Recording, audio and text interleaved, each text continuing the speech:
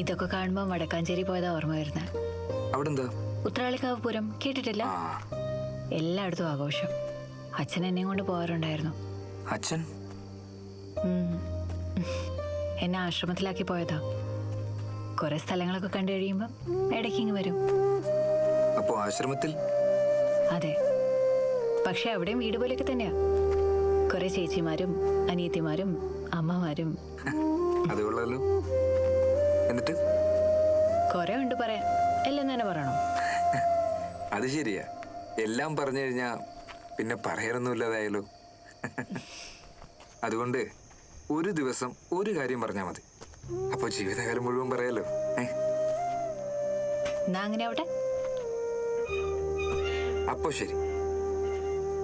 അതെ, എനിക്കൊരു കാര്യം ചോദിക്കണമെന്നുണ്ടായിരുന്നു, പക്ഷെ മണ്ടത്തരാവോന്നൊരു സംശയം.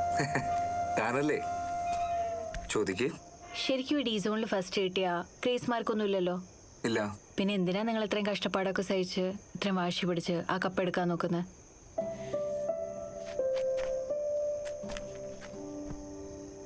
എടോ, ഇവിടെ വരുന്ന കുട്ടികളുടെ സാഹചര്യമൊക്കെ തനിക്കറിയാലോ. പലരും വീട്ടിലെ പ്രാരാബ്ദമൊക്കെ കാരണം എല്ലായിടത്തും തോറ്റുപോയവരാടും.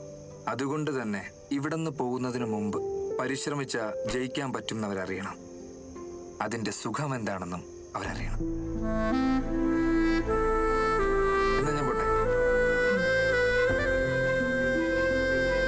സഖാവേ, ഓൾ ദി ബെസ്റ്റ്.